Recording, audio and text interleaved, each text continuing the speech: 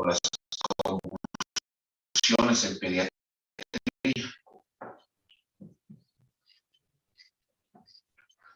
Las convulsiones, entonces, ¿ya? A ver, ¿qué les puedo comentar sobre las convulsiones en pediatría? Dentro de lo que es convulsiones en pediatría, al Hospital Bracamonte y a muchos lugares o centros de referencia llegan muchos niños que llegan en estado ya convulsivo. ¿Es una emergencia pediátrica? Sí. Porque obviamente no podemos rechazar este tipo de pacientes. Y ahí está el detalle, ¿no? En que los médicos generales, o sea, habitualmente, digamos, el paciente convulsiona. Yo vivo cerca de San Cristóbal y lo primero que llevan, digamos, es al Centro de Salud San Cristóbal o San Gerardo, digamos. ¿Y qué es lo que pasa muchas de las veces en esos centros de salud? El que hace el turno o el que está en primera línea es el médico general, que a veces no está preparado para poder combatir este tipo de problemas. Ahora, la convulsión es muy habitual en niños. Es muy habitual y el problema es que llega el niño con un cuadro convulsivo que muchas de las veces ni siquiera nos damos cuenta.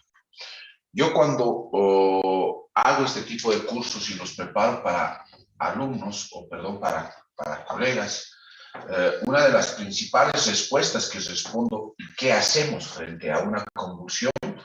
Muchas de las veces la principal respuesta es el famoso diazepam, que es lo que nos comentan los colegas que utilizan, digamos, en un cuadro convulsivo. Y se van a dar cuenta que dentro de lo que es convulsiones en pediatría, lo último que tendríamos que hacer nosotros como médicos es utilizar el famoso diazepam.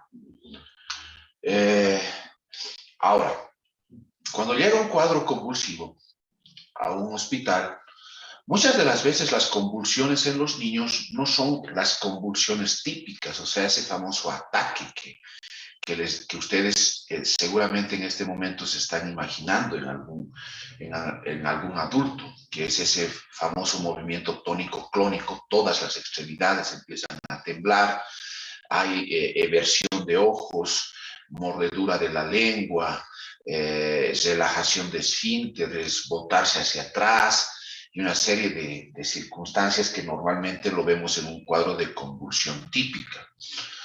Para sus cuadernos me van a preparar la tarea de la clasificación de las convulsiones y la etiología de las mismas. Entonces, en los niños, normalmente o habitualmente las convulsiones llegan a ser cuadros a veces que no nos damos cuenta, más en la parte de neonatología. Hay solamente a veces pacientes que tienen simplemente mioclonías, ¿no? Que hacen solo esto, ¿no? O el famoso chupeteo, empiezan como si estuviesen lactando, chupando un biberón, pero eso ya nosotros como pediatras consideramos que es un cuadro convulsivo. Entonces, tengan mucho cuidado a la inspección y a la evaluación de un paciente que la mamá llega y les dice que está haciendo este tipo de movimientos. Muchas de las veces se les puede ir que es una convulsión. A veces le dicen, no, tranquila, está todo bien, y lléveselo a la casa. Sin embargo, el niño llega a la casa y sigue convulsionando.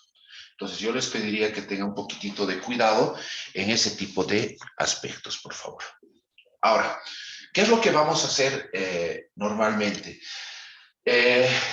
Las convulsiones, como dentro de la parte pediátrica, si ustedes bien conocen definiciones en lo que es la parte de convulsión en adultos, que la han debido llevar en neurología y en muchas otras materias, o sea, las convulsiones en pediatría, ¿qué se dice que son? Son descargas neurológicas, ¿no es cierto?, a nivel neuronal que predisponen o disponen a realizar movimientos tónico-clónicos involuntarios en todo el organismo, ¿cierto?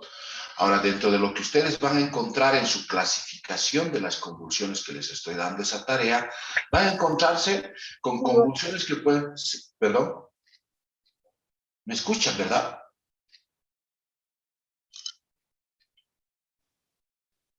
Ya.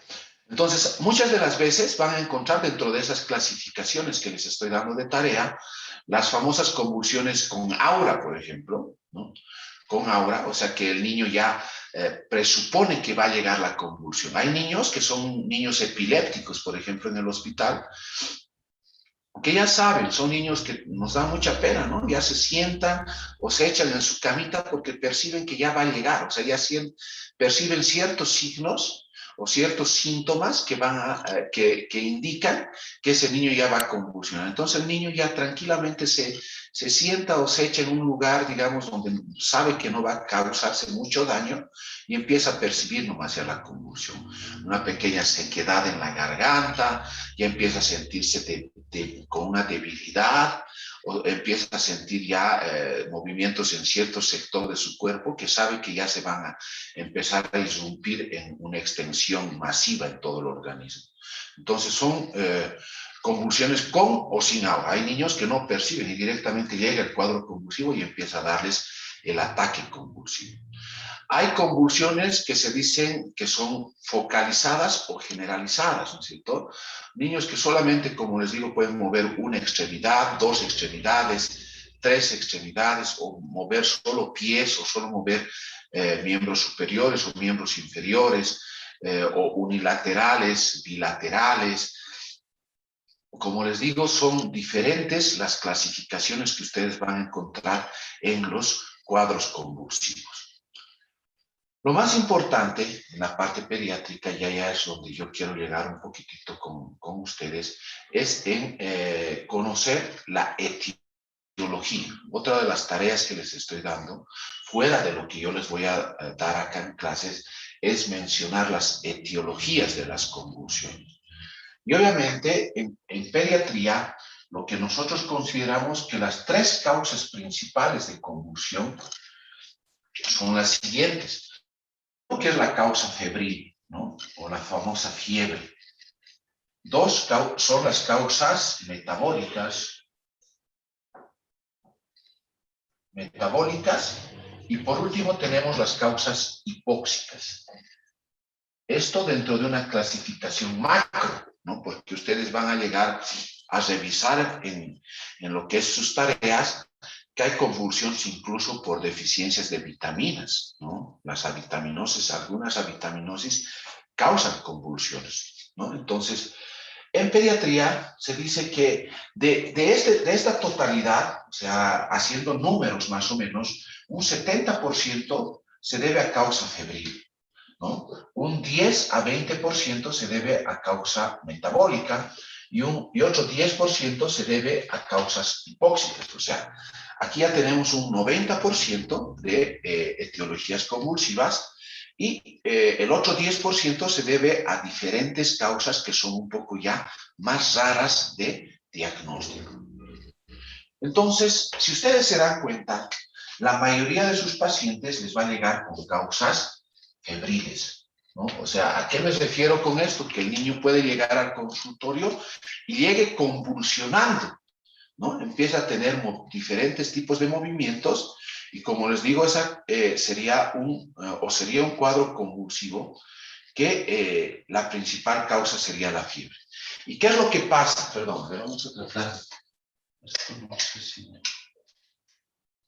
No sé si ahí está viéndose mejor la pizarra o enciendo nomás esa luz.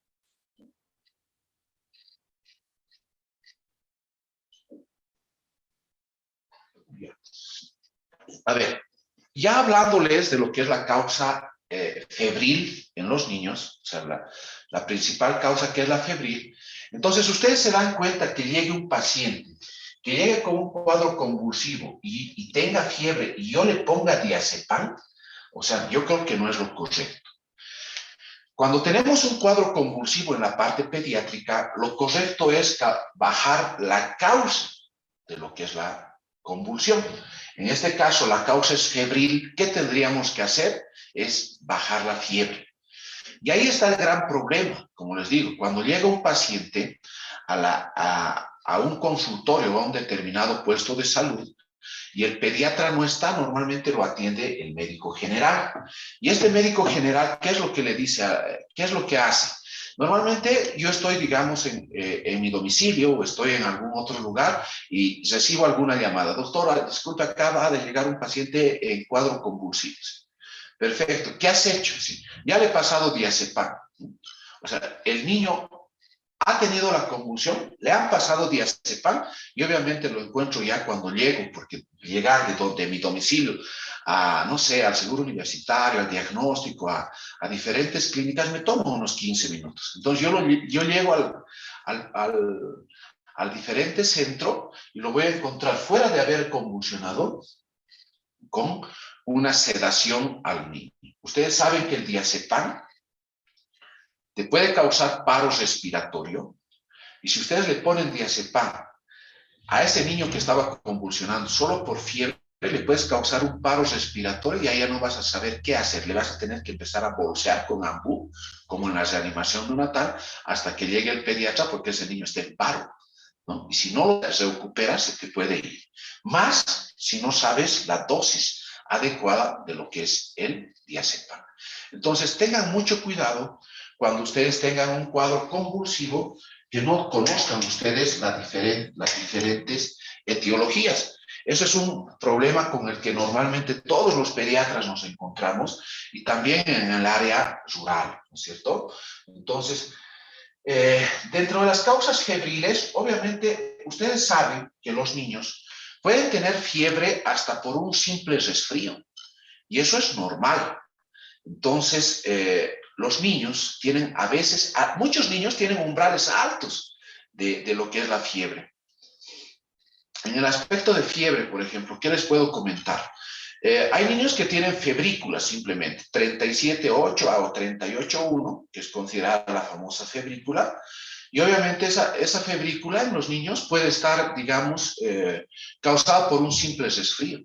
Y si este niño tiene poco umbral para recibir temperatura, este niño fácilmente con 38, algunos niños pueden llegar a convulsionar. Hay niños que tienen fiebre, la famosa fiebre que es desde los 38,5 hasta los 40 grados, ¿no es cierto? Que obviamente ese niño también puede tener convulsiones. Habíamos hablado de patologías como las famosas diarreas infecciosas, los resfríos, una infección urinaria, una salmonelosis, diferentes cuadros febriles, incluso un resfrío también te puede hacer dar temperaturas de 40 grados y ese niño tenga una convulsión. Lo que más nosotros tememos es las famosas hiperpirexias, ¿no es cierto? O sea, temperaturas por encima de 41, que obviamente el niño empiece a convulsionar.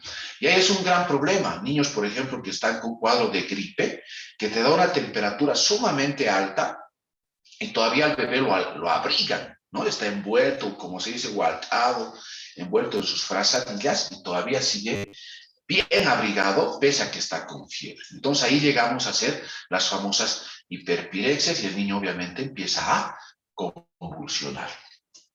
Entonces, si ustedes se dan cuenta, la fiebre, que puede ser de diferentes causas, puede causarte una convulsión. Entonces, ¿qué será lo correcto pasar cuando llega un paciente? ¿O qué será lo correcto de que ustedes hagan cuando les llega un cuadro convulsivo? Lo primero, siempre, llega un paciente convulsionando y ustedes están en un centro de salud, están de turno, señora, póngalo a su bebé a la camilla. Perfecto. Lo primero que tienen que hacer es tomarle la temperatura. Eso es lo principal. Porque tomándole la temperatura, ustedes ya van a determinar si la causa es o no febril. Entonces ya determinan un alto porcentaje de etiología. El bebé tiene fiebre, entonces, ¿cuál será el tratamiento inmediato? Pasarle algo que condicione a retirar la fiebre. En este caso puede ser la famosa dipirona, ¿no es cierto? Porque no puedo darle medicamento por vía oral. No sería lo correcto. Si el niño está convulsionando, su lengüita muchas de las veces vierte o no tiene control de la lengua, lo puedo broncoaspirar a ese niño. Entonces, la medicación tendrá que ser inmediatamente en forma de vía intramuscular o si puedo conseguir vía rápida, vía endovenosa. Entonces, un tratamiento que baje la fiebre. Entonces, inmediatamente le diré, licenciada, pásele dipirona. ¿Cuánto es la dosis de la dipirona? Apenas 10 miligramos kilogramo peso. Si un paciente, por ejemplo, pesa 10 kilos, le pasaré 100 miligramos de dipirona, le indicaré, licenciado, pásale 100 miligramos de dipirona intramuscular, o sea, le pinchan al bebé y con eso tendría que empezar a bajar la temperatura. Podrá ir, le puedo decir a la licenciada, empiécenos a poner los famosos medios físicos, es decir, ponerle pañitos de agua tibia en la frente, en el pechito, en las axilitas, y obviamente la temperatura tendrá que bajar, y le hemos parado la convulsión a este niño sin necesidad de usar algún anticonvulsivante. Entonces, si se dan cuenta, tenemos que ir a manejar la causa de la convulsión. Pero resulta que le hemos tomado temperatura y este paciente está con 36 de temperatura. O sea, la causa no es febril. Entonces, ¿qué tendré que hacer? Revisar las otras causas. Puede ser una causa hipóxica, por ejemplo. Entonces, inmediatamente le diré, ¿cuánto está de temperatura? 36, doctor. Perfecto, no es febril. Listo. Hágame, por favor, una saturación de oxígeno. La mayoría de los centros de salud hoy por hoy y por el famoso COVID tienen los famosos saturómetros, ¿no es cierto? Entonces los saturas a tu bebé. Su saturación está 50. Entonces la causa puede ser hipóxica. O está con una saturación. ¿Cuánto es la saturación normal? Entre 85 y 92 para Potosí, ¿no es cierto? Por la altura. Entonces, si ese niño está saturando 50, 60, ¿qué te quiere decir? Que le falta oxígeno. Entonces, le pasaré diazepam a este bebé que le está faltando oxígeno y le voy a causar un paro respiratorio. No creo que sea lo correcto. El tratamiento para una convulsión hipóxica tendrá que ser oxígeno. Entonces, hoy por hoy, ¿cuántos hospitales no se han equipado con oxígeno y cuántos domicilios no se han equipado con domicilio? Porque mucha gente hoy por el famoso COVID, ya tiene su oxígeno. Entonces, lo correcto será empezar a usar oxígeno. Entonces, le damos oxígeno al bebé y ese bebé, solamente oxigenándolo, tenemos que ese bebé mejora. Y muchas de las veces, en esta famosa época de cambio transicional, o entrando al invierno o saliendo del invierno, nos pasa eso, ¿no? ¿Por qué? Porque hay las famosas laringitis, ¿no? Niños que llegan cansados, agitados, con un estridor laringio, disfónicos, afónicos, y obviamente a esos niños les falta oxígeno. ¿Cuántos niños no están, como se dice, en su casa? Y obviamente les tapan más la carita y no saben por dónde respirar. Cuando se dan cuenta, el niño empieza a llorar, los revisa la mamá y lo encuentra al bebé convulsionando. Y ve qué está pasando, ya lo destaparon y hay un poquito mejor. Agarran el taxi inmediatamente a un hospital o a un centro de salud, llega y obviamente le falta oxígeno a ese bebé. Solamente poniéndole oxígeno, nosotros mejoramos su cuadro convulsivo y no es necesario llegar a un anticonvulsivante. Y por último, tenemos las causas metabólicas. Dentro de las causas metabólicas, ¿cuáles tendremos? O sea, podemos encontrar desde una hipoglicemia, o sea, glucosas bajas, de una hipocalcemia, ¿no? De una hiponatremia, de una hipopotasemia, una hipocloremia, o sea, diferentes cuadros que te pueden causar convulsiones de causa metabólica. La principal, la hipoglicemia. Y esto se da más en neonatología o también en pacientes en edad pediátrica o en edad de lactantes. Muchas de las veces, si ustedes se dan cuenta, hay niños que pierden el apetito cuando están enfermitos. Tienen una diarrea o tienen un cuadro de resfrío, un cuadro gripal o un cuadro de tos, y ese niño, ¿qué es lo principal que se queja la mamá? Doctor, mi guagua no quiere comer. Y llega al consultorio o al área o al centro de salud y el paciente está convulsionando.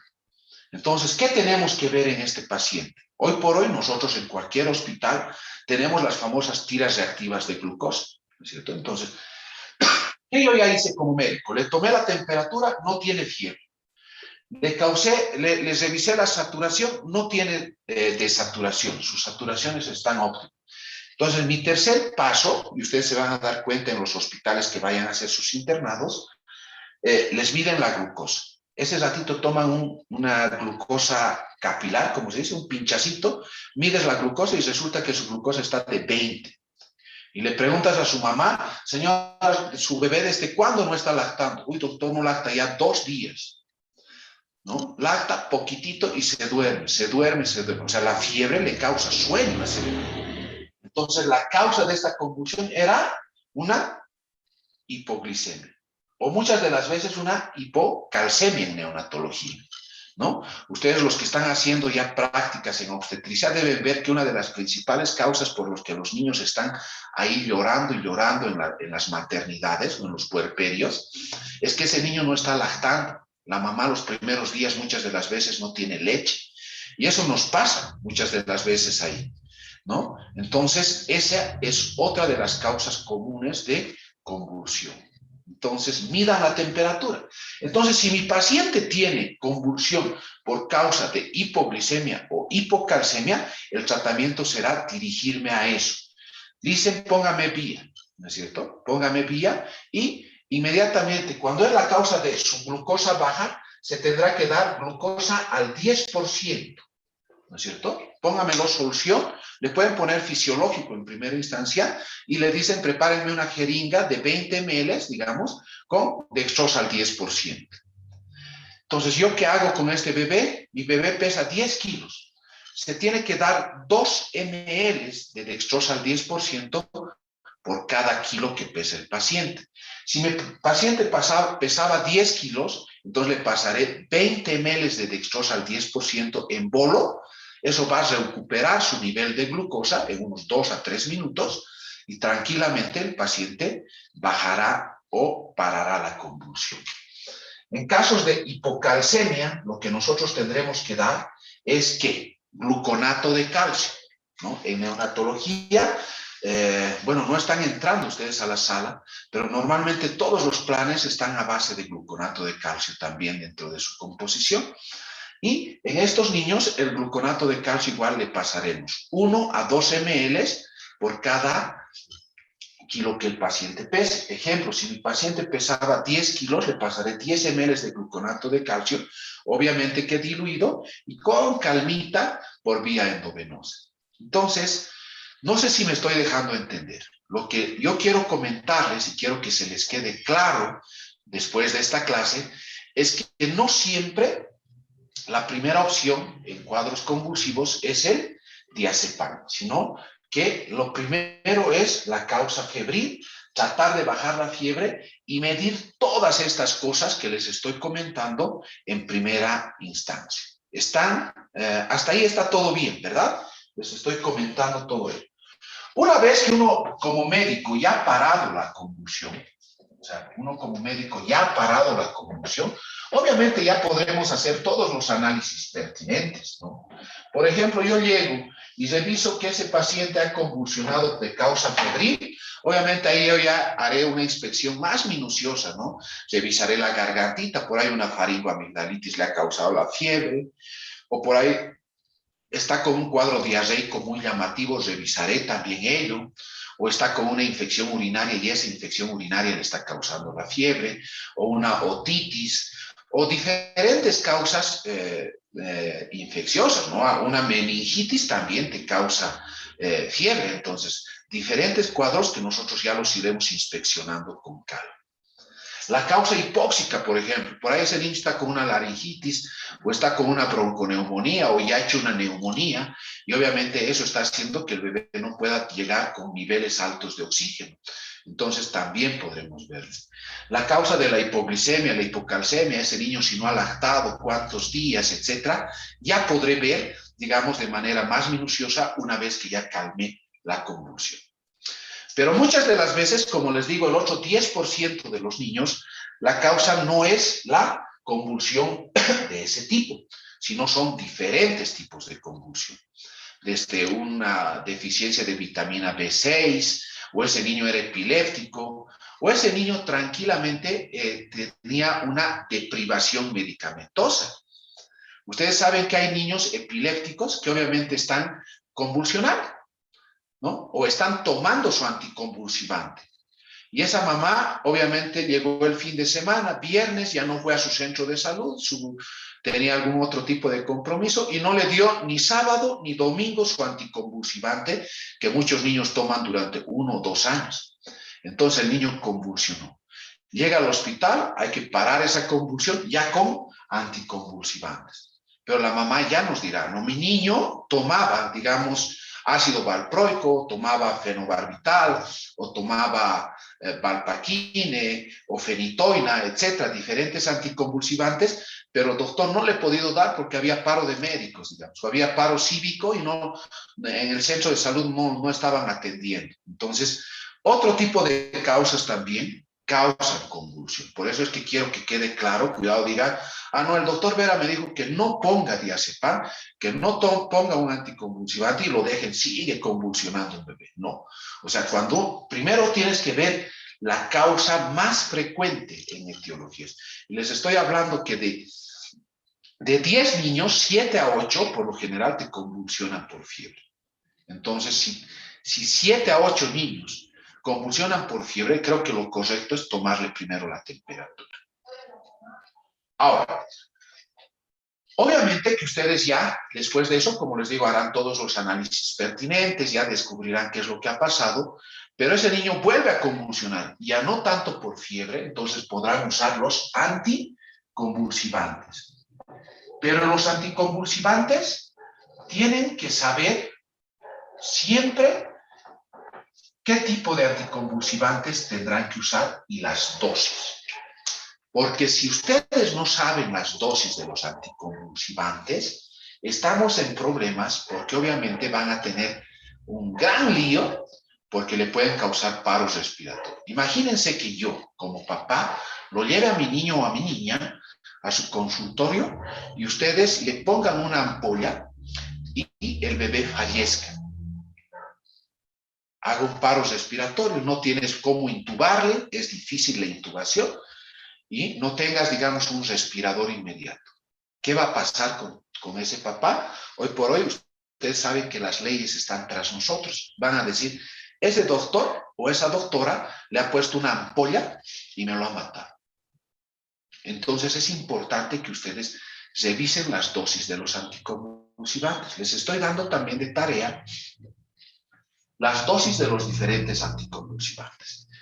Hoy por hoy, en cuanto a pediatría y neonatología, la primera opción en cuanto a administración de medicamentos anticonvulsivantes es el famoso fenobarbital. Han debido escuchar ustedes del famoso hipnol, ¿no es cierto? O sea, cuando llega un paciente convulsionando, en un centro de salud siempre tendré que tener fenobarbital. Ahora, hoy por hoy, en los centros de salud a veces no hay. Entonces, el fenobarbital tienen que saber que es la primera opción. ¿Y cómo se administra el fenobarbital? De 10 a 20 miligramos por kilogramo peso.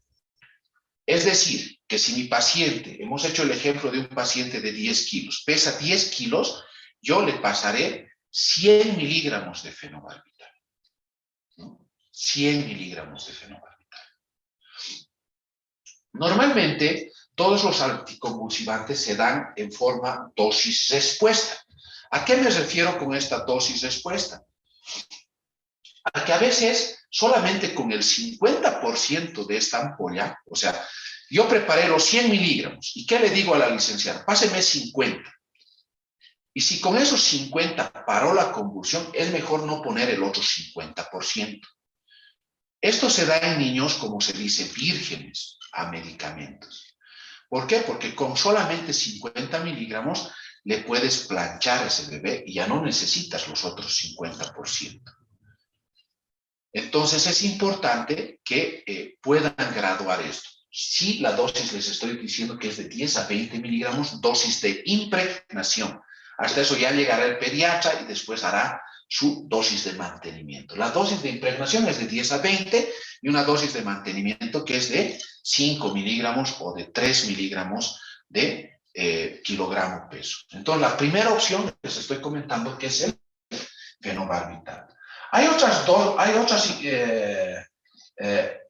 opciones, ¿no? La famosa fenitoína. la famosa fenitoína, que igual su dosis es de 10 a 20 miligramos kilogramo peso. Algunas veces los médicos prefieren usar el fenobarbital. No hay fenobarbital, hay fenitoína. Uno de los grandes problemas también de usar la fenitoína es que no se puede usar mucho en niñas, porque uno de los efectos colaterales de la fenitoína es el famoso hiperhirsutismo. O sea, este hiperhirsutismo es el famoso crecimiento masivo de vello. Y si tú empezaste con fenitoína y le vas a empezar a usar fenitoína a largo plazo, le paró a esta niña la fenitoína la convulsión. No pudo pararse con un fenobarbital.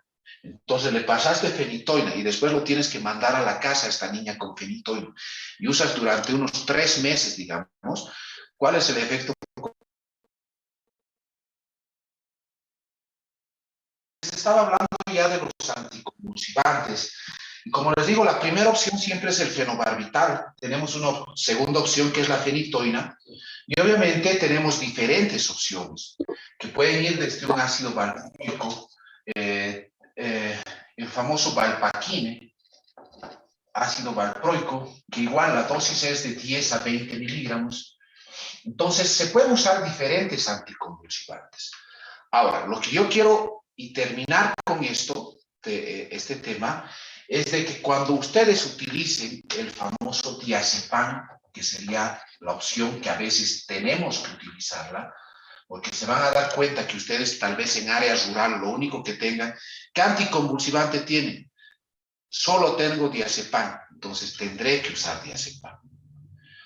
El diazepam, lo que tienen que ustedes saber es que la dosis es de 0,5 miligramos kilogramo peso. Entonces, ¿qué quiero decir con esto? Mi paciente pesaba 10 kilos. 0,5 por 10 será 5 miligramos. Yo tendré que simplemente pasarle a ese mi pequeño paciente 5 miligramos de diazepam. No tendré que pasarle más, 10, 20, 30, no. Lo correcto es administrarle solamente la dosis de 0,5 miligramos kilogramo peso. Entonces, esa sería la forma correcta de pasar el diazepam en última instancia y cuando realmente ustedes se quieran utilizar esto. No sé si está clara la parte de la medicación anticonvulsivante. No sé si tienen preguntas para terminar el tema y dar la clase por finalizada.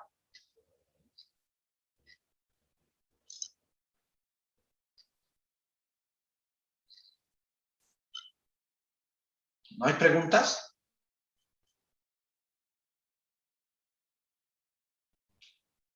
Bueno, jóvenes, voy a dar entonces, perdón.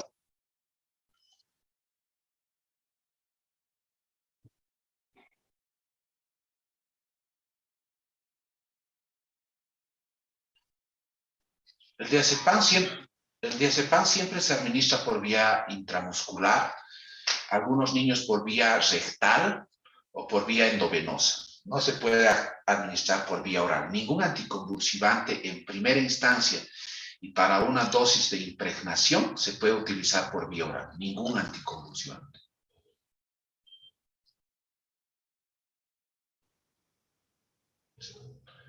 Bueno, jóvenes, con esto estuviese terminando el tema de convulsiones. El siguiente tema que les voy a dar es el traumatismo cráneoencefálico, que también es otra emergencia en pediatría. Vean bien si puede ser la clase presencial. El decano nos pidió pasar clase presencial. Coordinen con su presidente y después tenemos la clase de vacunas. Coordinen qué día podríamos pasar. Estimo que esta semana, yo estoy de turno el viernes, tendría que ser jueves o directamente la siguiente semana, alguno de los días. Ya, con eso doy por finalizada la clase. Muchas gracias por su atención. Buenos días.